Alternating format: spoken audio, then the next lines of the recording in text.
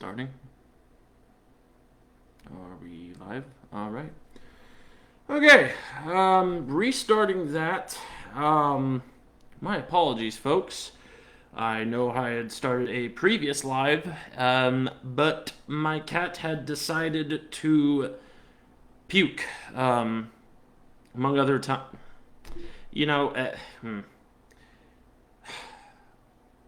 Billy Bob's great. I love my cat, but he has a way of making himself known.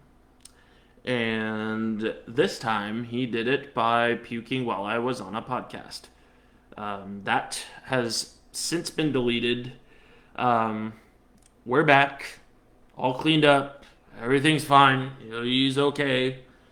He just ate too fast because he's like dad.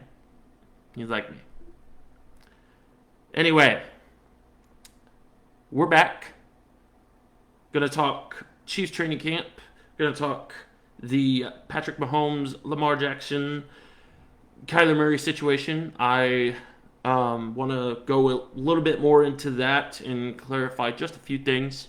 Um, the Royals pitching system. We need to talk about that, as well as the Kansas City Current doing really well. And a certain rugby golf tournament is happening next weekend, which, by the way, may delay the Sunday ScorchCast, but it should still happen on Sunday. So, should be all good. Let's jump right into it because, frankly speaking, I was about 10 minutes in before he had decided to puke. So, let's go. Anyways, what I was saying about Chiefs training camp was that the rookies were definitely showing out. Karloftis, Sky Moore, Joshua Williams, Damian Kennard, Leo Chenal, Brian Cook, all of them looked solid. I mean, they looked like they could be day one starters. There was a couple times that they got beat, but overall they look like they can hang with the best of them. I mean, even Isaiah Pacheco as well. Sky Moore has made he's made a lot of great plays and has had a lot of good days thus far at camp. I'm excited to see where he lands on this roster. I think he could very well be wide receiver 3 or wide receiver 2 option. Do I think that there are certain guys, aka Juju Smith-Schuster, who have impressed a little more? I think Juju has impressed, but I think Sky Moore has impressed more. Get it? More. But I mean, you watch the tape, and both of those guys have been making absolutely phenomenal catches. They've been good on routes. They haven't been locked up too much, and it's looking like a good camp for both Smith Schuster and for Moore. I think I can. I know it's early, but I think we can say that Sky Moore is at least going to be that third option. And where the competition will lie is in those fourth and fifth options on the roster. No one's really made a name for themselves as of yet. I think during OTAs, that Watson kid really kind of made a little bit of a name for himself, and then obviously Justin Ross, but unfortunately he got injured and will not be returning this season. So I'm not going to say it's a huge loss, but like it's a huge loss on his part because I think a lot of people in Chiefs Kingdom were looking forward to what he could do, and he will have another chance next year. Don't get me wrong, but I think that was a huge disappointment.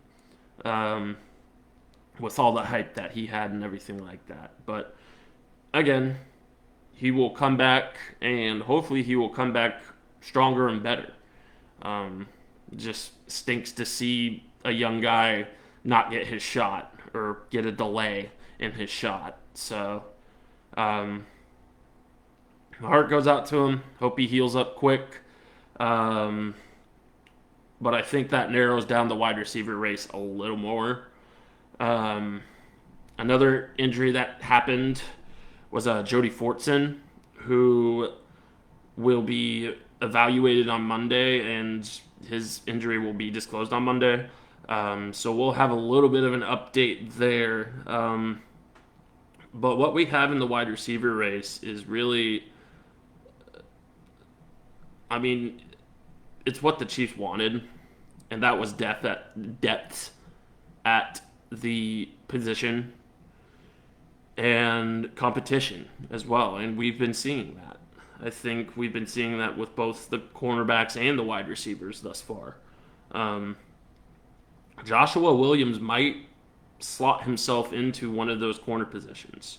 I think he's got a great shot to make opening day roster if he keeps going, as well as Trent McDuffie. But Joshua Williams has definitely been a surprise of camp so far. He's the fourth rounder out of Fayetteville State.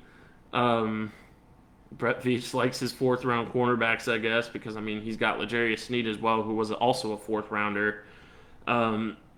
It's going to be interesting to see where he lands on this depth chart because there's some competition for him. Obviously you got Rashad Fenton and the other rookie corners as well, and the guys that are currently on the roster. So again, it's a position that we'll have to watch for. That third and final position that I think a lot of people understand is a big-time need for the Chiefs was edge rusher. And going out and getting Carlos Dunlap was gigantic, I think. I don't think... Oh, wow. Deebo Samuel just got an extension in non-Chiefs related news. But going back to the point, I think Carlos Dunlap is a veteran presence that will make an immediate impact both in the pass rush and in mentoring this young defense. We've seen some of that mentoring already with Frank Clark mentoring George Karlaftis out there on the field after practice. I think we've got the tools to be a successful defense. And it's just a matter of where people will land, first and foremost. And number two, how these young guys develop and learn the NFL game. And I think so far, it's looking like the Chiefs will have good rookies that are ready day one, which a lot of teams don't have. And really, a lot of rookies don't have the ability to do, which is nice. It's really nice. So that's about it in terms of the rookies. Veteran players, obviously, we have Orlando Brown holding out. That was to be expected. Darian Kennard is getting reps there, as well as what's his name? The guy that we picked up from the Texans. I can't remember, or the Commanders. I think I can't remember. Robertson, but he's filling in, taking the starter reps as well. So that might be a position battle, or we might just slot Joe Tooney in there. It'll be interesting to see. Or Orlando Brown shows up to camp and accepts the fact that he's on the franchise tag. In the end, he's the biggest loser in all of this, in my opinion, because he's not getting that play time. He's not proving why he needs to be on a big contract, even after all of the fanfare. You're holding out for no reason, and it's immature. Now, it is immature. I'm not going to sit here and say that holding out in your contract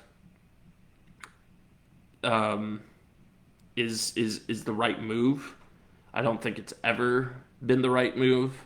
I think you go out there and prove it, and yeah, you have the chance to get injured. Yes, that is true. But you also have a chance to make your worth known. And I think the year that he has spent with us, it was a great year. It was. He was one of our best offensive linemen, if not the best offensive lineman.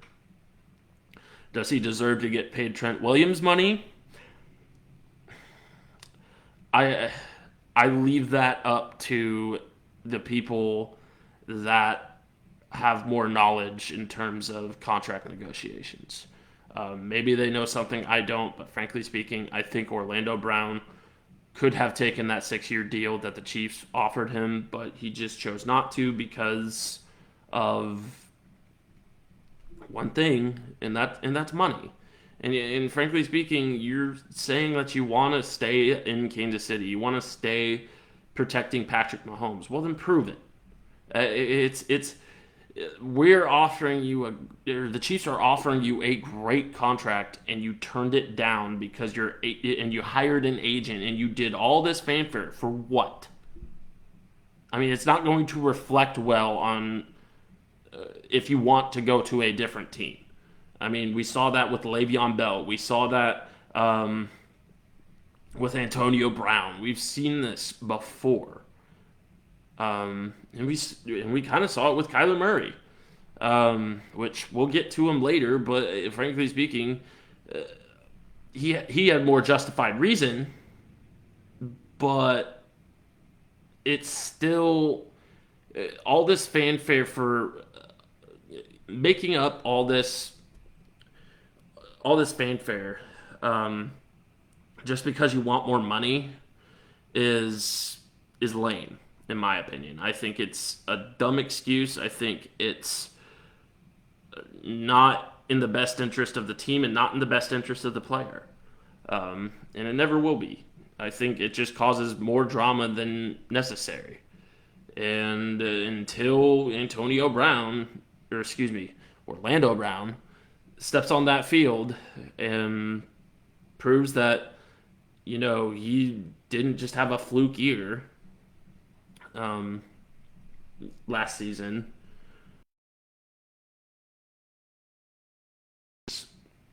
People continue to call him immature, and people continuing to see him as an unproductive member of an organization, and that reflects poorly on him. Now, do I think if he holds out this entire year and goes somewhere else, do I think he easily could go somewhere else? Absolutely. This is the NFL. They only care about how well you play generally. Now, if you're asking for way too much money, like Orlando Brown is doing,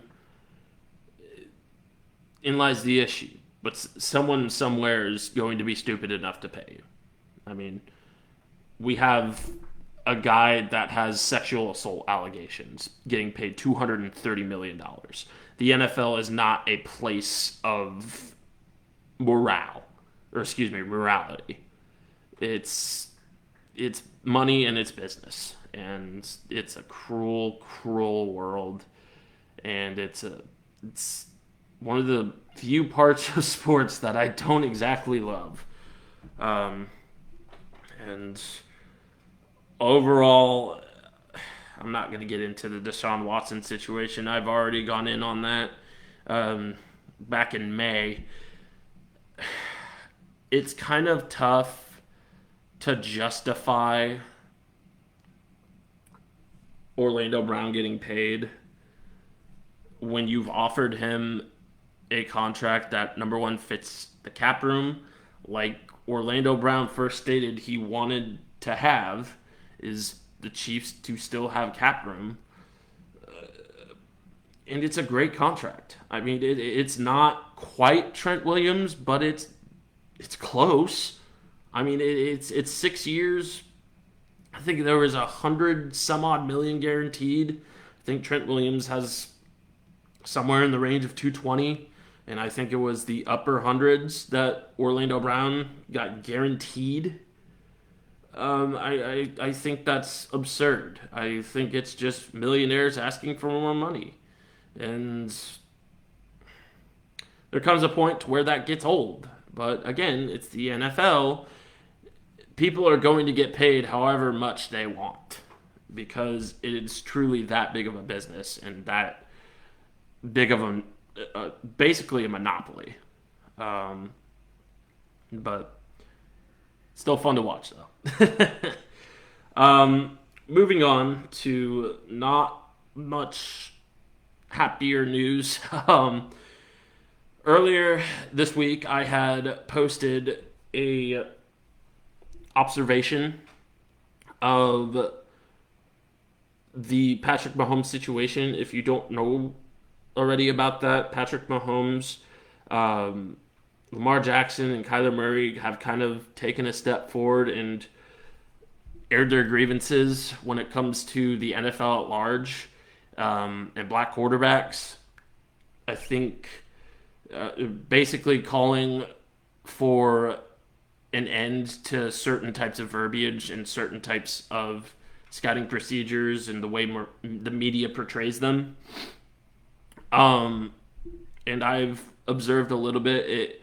Guys, this is nothing new.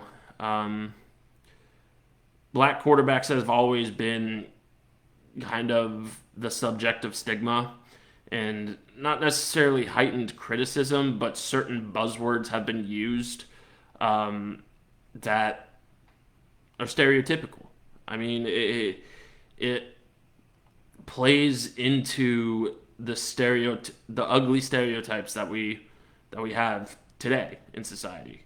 And what I'm getting at is black quarterbacks are often called out for relying on their athleticism, that they're not heady playmakers that are accurate and can manage a game, that they're somehow unintelligent. And I think, and as someone who has been around people that have worked in the NFL and people that have worked in professional sports in general, that stigma has been around since the days of the 60s, 70s. I mean, this goes all the way back to Warren Moon and Randall Cunningham and other black quarterbacks that made a name for themselves. And overall, that stigma has gotten better over the years, with more awareness made towards how great these black quarterbacks are and how good of leaders they are and how intellectual they are when it comes to the game. They're students of the game. Obviously, what happened with Kyler Murray kind of tainted that reputation. I mean, the independent study clause was, as far as I know, unnecessary. I honestly think the guy watches film.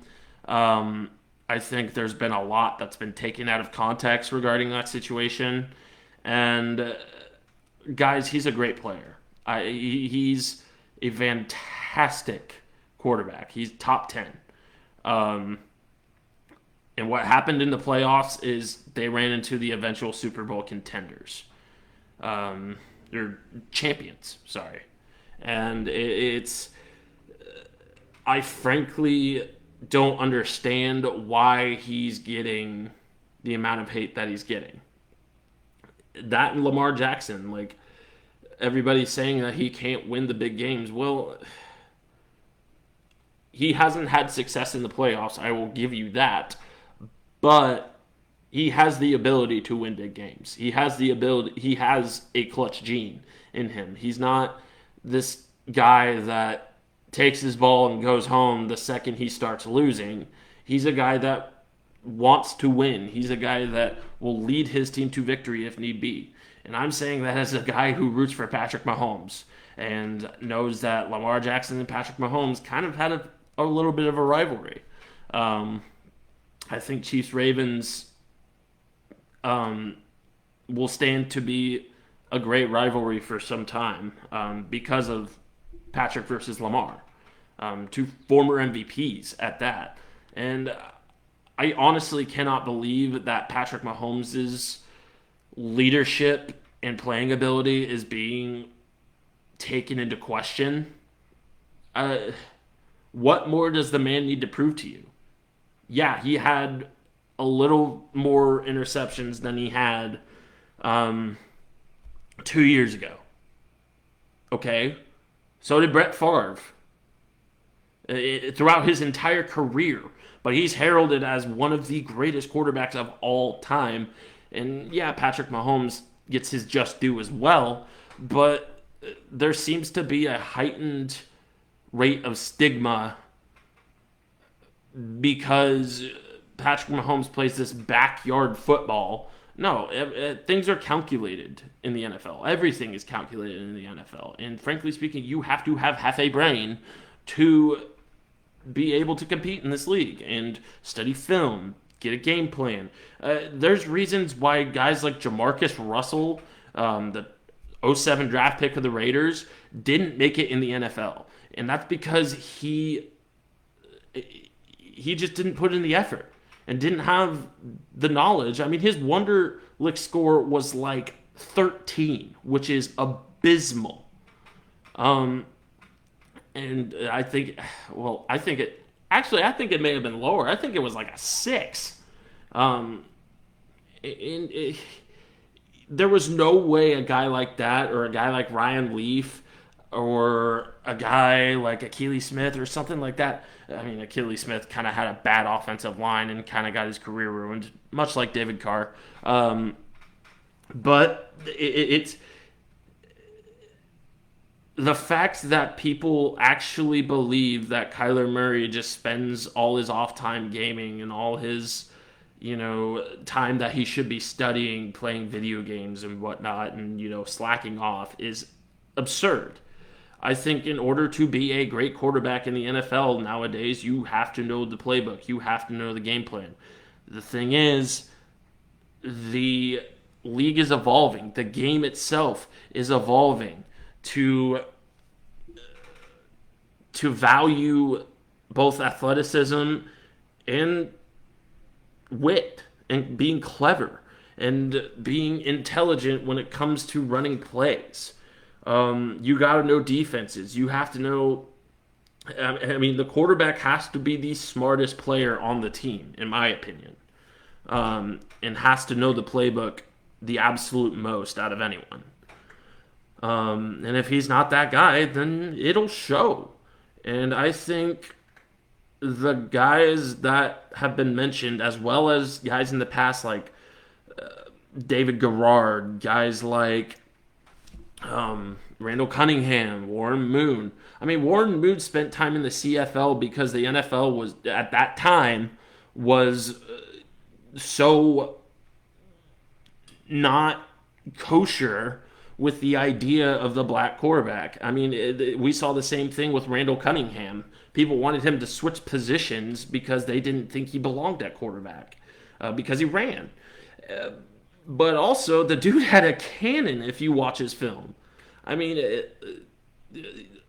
I don't know what else there is to prove when it comes to these guys. And yet, we still see such a heightened level of scrutiny when it comes to any. They're put under a microscope for no reason. Off the field issues aside, because I'm not talking about Deshaun Watson. I'm not talking about Michael Vick. What they did was extremely wrong and should have been prosecuted the way it should have been. Not to say those guys, on the field, those guys have talent. Off the field, those guys are monsters. And I am not excusing any off the field activity. I am focusing on the play at large being called unintelligent and backyard when guys like Doug Flutie or Brett Favre or guys that don't have this traditional quarterbacking style be heralded as heroes. I mean, John Elway even. Uh, what? John Elway had the most interceptions through his first 100 touchdown passes than anybody else in the league. That's a lie, but in terms of Hall of Fame quarterbacks, and it's tough to justify hating on Patrick Mahomes yet celebrating John Elway. I mean, of course, unless you're a Broncos fan, which, I mean, that's fine.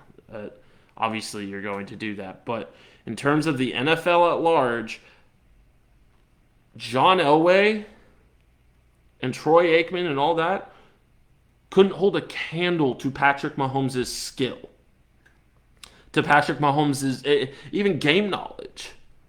I think those guys were great game managers, and obviously they won a lot for great reasons. But you have to remember, Troy Aikman had a fantastic team behind his back. And I agree that he put up decent numbers. And nothing to write home about in terms of Hall of Fame quarterbacks, but he put up decent numbers. Same with John Elway.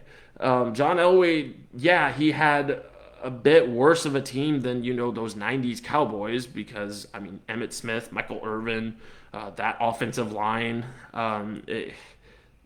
Deion Sanders. I mean, the list goes on.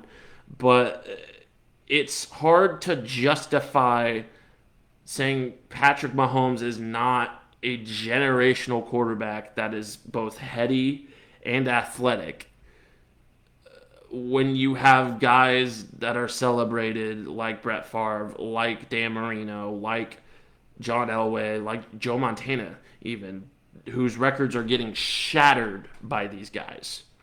I mean, even Lamar Jackson is breaking through. And we are seeing an age where we have incredible quarterbacks, regardless of race. I truly don't understand why there's still undertones regarding the play style of black quarterbacks when it's revolutionary and when it's keeping with the flow of the league. So, I don't know.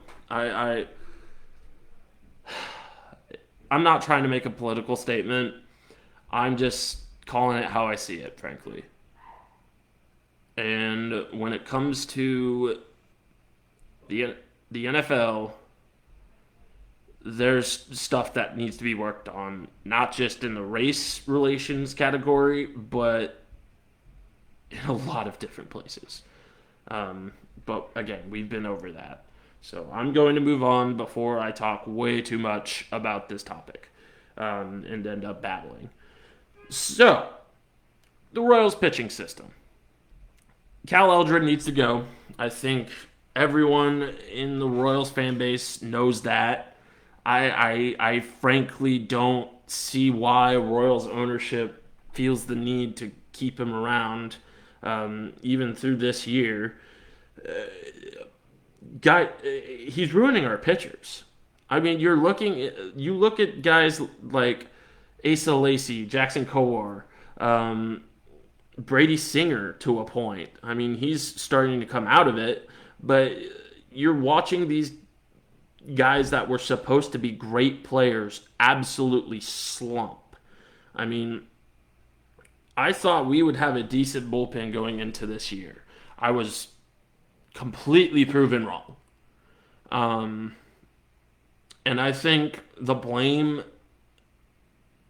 kind of falls on the pitchers, but it doesn't fall nearly as badly as it does on Cal Eldred and the way that pitching staff is ran. Something needs to change. And these young pitchers that are coming in, and believe me, we have a lot of them. So the pitcher depth is going to be big. These young guys need a guy who will develop them to be aces for the Royals. Frankly speaking, the Royals need an ace. They need a closer again. We need to take it back to the 2015 bullpen. Um, and I think what a lot of people expected was that through the next couple of years, but it didn't turn out that way. And mainly, I mean, you look at the history. Dave Island got fired in 2017. Cal Eldred came onto this team in 2017, and looking at it through the lens of a lifelong Royals fan, we can see what happened when Cal Eldred came in, and that is an active decline in the pitching performance of the Royals.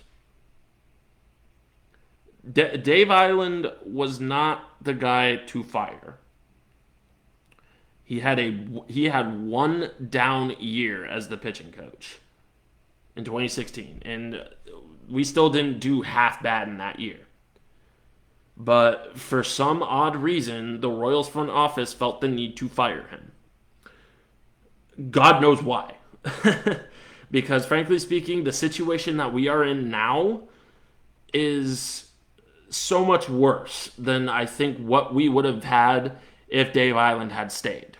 And, you know, if chips fell where they may, if Yordano Ventura was still alive, or if Johnny Cueto stayed a couple more years. I mean, there's a few secondary pieces, but in the end, I think it comes down to the leadership of that pitching staff. And that is why we've seen such a disappointing result when it comes to our pitching and when it comes to developing these young pitchers. Hopefully that will change in the next year or two. Again, we've got a lot of young talent coming in, but I think we need to think about who we want leading that young talent and developing that young talent.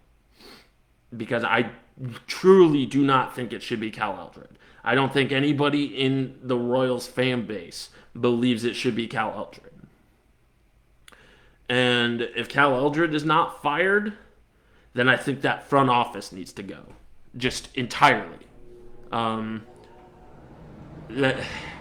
having a little bit of a harder time saying that the front office needs to go, that it's an organizational issue. I mean, they've semi-made up for it. I mean, the draft went well. The trades so far have been all right. I mean, we still have to find a home for Whit Merrifield. I think we could get a healthy sum out of him and Michael A. Taylor for that matter. I don't know why that hasn't happened yet. Obviously, the trade deadline is 2 days away. So we might see some movement on Monday, or shoot, even on Tuesday, the trade deadline. So we'll just have to see. But I think the pitching staff is definitely in need of new management and in need of guys that can actually develop players. So that's just my opinion on it. Overall, I think, frankly, yeah, it was a bad year for the Royals. We're coming to the home stretch, don't you worry. And I truly think that if we don't make the trades that we need to make, or that our pitching continues to slump, that, yeah, people need to be fired. People need to go. This team needs to stop being a boys' club and recognize who we need for the job rather than personal ties. So, But again, we've been over that before. Oh boy, that's my favorite topic. Y'all already know that. Let's get into the KC Current. Um, what else can I say about them?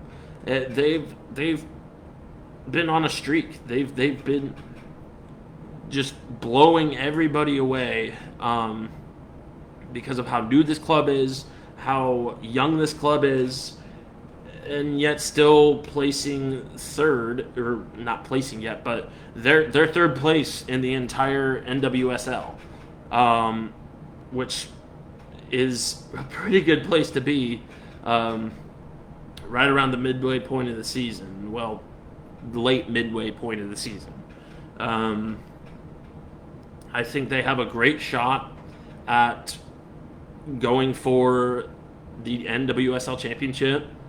I think that they can hang with the best of them. They've shown that they have hung with the best of them. And it'll be exciting to see where this team goes. I talked a little bit more about it in the previous ScorchCast, but these ladies mean business. And get out to a game sometime. I think with how this team is doing and the talent that they have, this will be a good team for a while. And nothing for nothing, but Sporting KC kind of is in a developmental year. But even after Sporting KC gets back to form, still go and watch this team. Because frankly speaking, women's soccer, I mean, the Women's Euro Championship that happened today had an audience of 90,000. Like a live audience, not TV audience and everything like that. I'm sure it was much bigger. But that says something. And I think women's soccer has commanded the respect. Now all it needs is someone to recognize that, and it's becoming more apparent, and it's drawing awareness from the right people.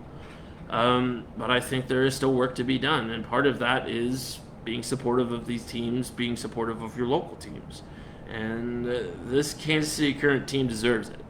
I think they will do great things for not only the NWSL but women's soccer in general. And prove that we are a soccer capital in Kansas City. So go out and watch them. Like they're. I've been meaning to get out to a game myself. I'm looking at the August schedule right now and gonna try and fit one in. So I might see you there. And then we've got some personal news coming. The Kansas City Blues Rugby Golf Tournament is next week, Saturday, and I don't think Sunday, actually. Just Saturday. $100 to get in, at least until tomorrow, when it's going to be raised.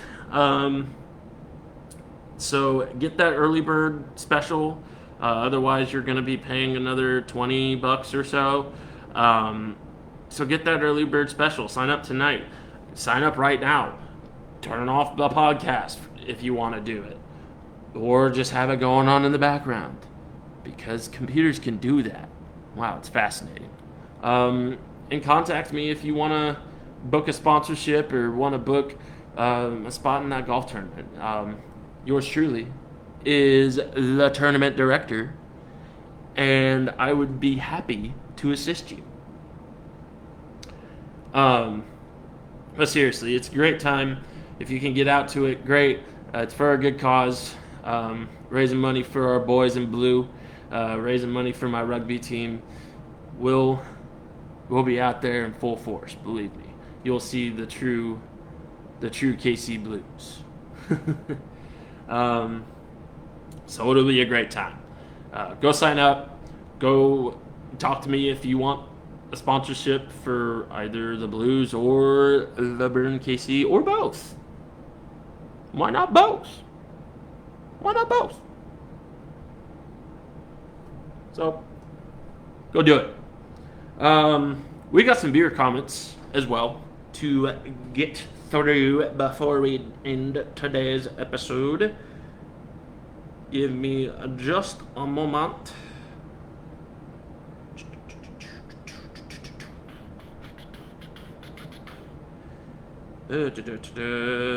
Pulling things up. So, I asked you guys, what uniform combination do you think is the best of all time, the greatest uniform combination guaranteed? And you guys delivered for sure. Discussion time always goes super well when there's a lot of responses and a lot of audience engagement, so thank you. So the two questions that I asked were the best uniform combo in your opinion, and do you think the Chiefs should invest in alternate uniforms? That's been a topic of discussion this training camp as well. Clark Hunt has said that they're gonna stick to tradition and use the old uniforms and I'm Clark Hunt, I'm boring. I absolutely mean no offense to Clark Hunt. Clark Hunt, if you're watching this, I love the traditional uniforms. Just pizzazz the brand up a little bit, you know, have some spice to it, you know. But I also asked if the Chiefs need a alternate uniform sometime within the next year or two. So I'm going to go through answers for the first question first, and then the second question I will address as well. We've got this first one from my boy Joe. Those City Connect uniforms are slick. Love the gold trimmed Royals jerseys as well. I agree. I think those gold trimmed jerseys need to make a comeback. Obviously, this is not really the team that we should be making that comeback for just yet. They're not exactly golden. But yeah, make a comeback. I mean, shoot, the crown's gold. It fits well with the gold crown, and I don't want to look like the Dodgers anymore. So bring it back, or bring the black jerseys back. I want those black jerseys back. Come on, do it. Then, we've got from Derek Pearson, my coach, rugby coach. Gonna have him on here soon. Once I get back in contact with him, right now we're kind of in a dead period with rugby. But once I get back in contact with him, I will let you know that interview time. But he says, the Chicago Bulls black jersey with pinstripes. And I said in the Instagram comment, red and black has always been a great combo. It has and always will be. Now, if I never graduated high school, I would have said, it's the color of Park Hill. They're our rivals. Graduate. Please. That being said, I am going to cover high school sports, starting with football. So be on the lookout for that. Anyway, back to the comment. Red and black has always been a great combo, especially when the team rocking them is legendary. Yeah. Those were worn by Michael Jordan and Scottie Pippen, and they made those jerseys look good. So put some respect on the name. Skipping over that for a second. And my mother, Melissa Diedander, said the Chiefs all whites. I love the Chiefs all whites. I think they look very clean. I think they're a great uniform combination. I've always loved the all white combo. Very slick, very bright without being obnoxious. Baylor, Seahawks. But the Chiefs all whites are slick. I wish they had a white helmet though to go with it. I think a white helmet with a big arrowhead right here, that would look real cool. But again, it's what Clark Hunt wants. Again, I'm sorry. Please don't hate me, Clark. They're very sleek until they get dirty, at least. Um, yeah, that's the problem with all white uniforms is that they get dirty easy. Same with all white cars. I need to get a car wash. I got a ton of bird poop on my car right now. So yeah, all white it's a great combo. It looks really slick, but it gets real dirty. Anyways, continuing onward with the second question, at least from Instagram. The question of do you think the Chiefs need to debut in all white uniform or blah? That's kind of the question. But the actual question is do you think the Chiefs should debut in alternate uniform? And we have a couple answers here. My buddy Joe once again making all black uni with a she emoji and a fire emoji. At least that's how I refer it. I am hip and with the kids. I'd honestly prefer an all white. I think red, black, and yellow would look really good. I've always loved the black jerseys running around Arrowhead. I think that's a good look. But I think an all white, including an all white helmet and everything like that, that would look real snazzy. But I agree. That would look sick. Derek again. And if you don't already know Derek, he's a Raiders fan, and we're probably going to talk about that in the podcast, and I'm going to roast him over an open fire. Be there. But he says, do the Chiefs need to debut in alternate uniform? He says yes. But he says black and silver, and frankly speaking, silver is the color of second place, so nah, I'm good with silver. Hard pass. And my mom said, heck yes. She didn't give an answer as to which one that she want. She liked the comment of an all-white uniform. But they're due, folks. I think they're due, and I think a lot of the fan base thinks they're due. So that's it for in terms of Instagram. Let me go check the Facebook and the website because I didn't check the website last time. Hey, it's me. Give me 1 sec. God. You ever look at yourself on camera and just be like, man, I'm pasty. I mean, even during the summer, man. Like, look at this. I'm reflective. What's going on here, man? Got them pasty jeans or something like that. I don't care.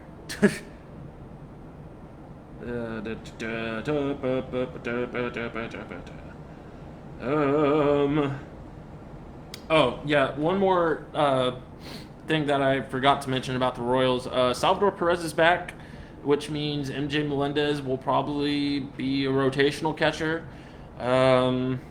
Especially since Salvador is playing really, really well now. He's the whole reason we beat the Yankees this go-around at all. If you don't already know, the Yankees, I think, are the best team in the AL and should have wiped the floor with us and almost did. In that second game, they did. But Brady Singer and Salvador Perez kept us in it, and we won at least one. But yeah, I think that's going to be a rotational thing. I also think that this is Salvador's last year, at the very least in Kansas City. I hate to say it, but I just can't see him continuing, especially with all the injuries that he's had. He's had a great career, and we did not deserve him as a franchise. But he will go down as one of the greatest Royals of all time, in my opinion. So, Um, Golly gee Williker, where is it? I went over it. I'm sorry. And there's no Facebook comments anyway, so. Cool! Let me check the website. This is the last thing, I swear. Nope, that's not it. The Burn, KC, ScorchTalk.com. Okay.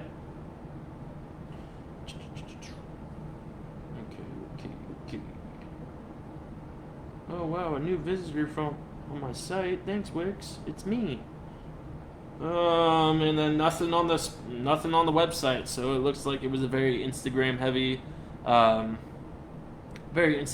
viewer comments section this time. Well, actually, there's one thing on Twitter, which, by the way, at the Burn Sports Talk, or excuse me, at the Burn _KC, go follow my Twitter. I only have 15 followers and I tweet funny stuff. Please indulge me. And it makes this audience engagement makes this stuff fun, and makes it shows me that y'all care, and I appreciate that. And not that I don't think you care if you don't participate, but it's just fun.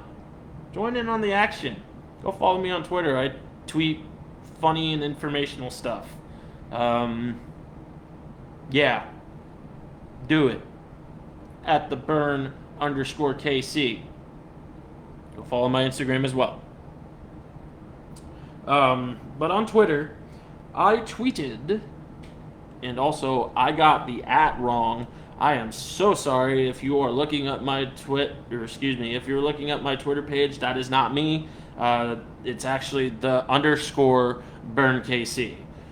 That's the _BurnKC. My apologies. The Instagram is the Burn _KC though. For some reason I couldn't have that Twitter handle, but I could have the Instagram handle. I don't know. Well, I tweeted out the best prospect in the state of Kansas just decommitted from K-State. That is Dylan Edwards, who I believe may have committed to Notre Dame already. Maybe. I don't know yet. Nope, never mind. He got an offer from Notre Dame before he decommitted, so that might be a telling sign. But my grandpa said that and the rest of that tweet is anyone's guess as to where he may go, and I'd love to hear your thoughts on it.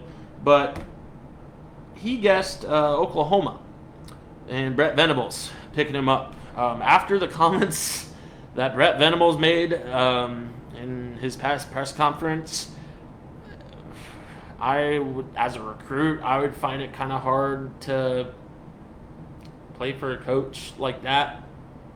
I think that was a little bit too intense, champ. As Jonah Hill in Superbad once said, "Calm down, Greg. It's soccer. Calm down, Brett. It's football." And again, I have had tirades like that about football too.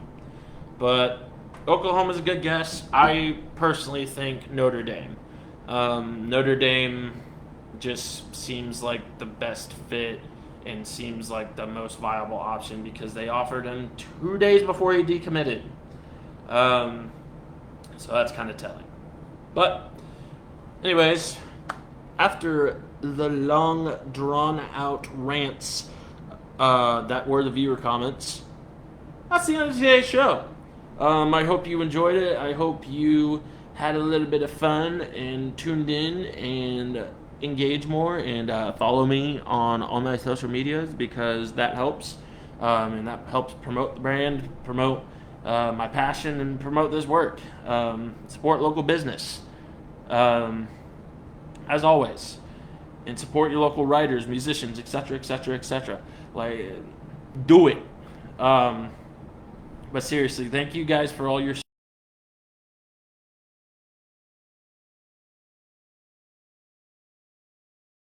on the website.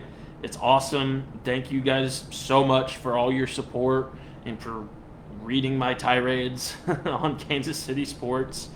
I appreciate y'all, and I appreciate the kind words that I've received over my writings and my podcast. It's very encouraging, and I appreciate y'all so much. Truly, from the bottom of my heart.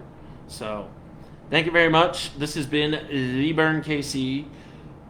If you want to talk sponsorships for the golf tournament or myself, don't hesitate to contact me. Contact information is available on this Facebook page.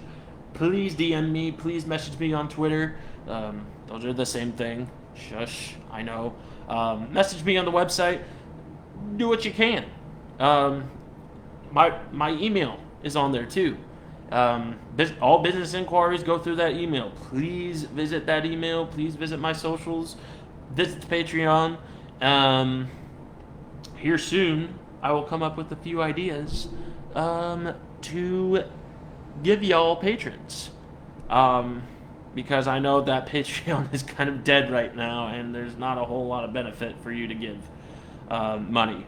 But I have a few ideas. I will be sharing them either later tonight or tomorrow, so be on the lookout for that, and I want to hear what you guys think.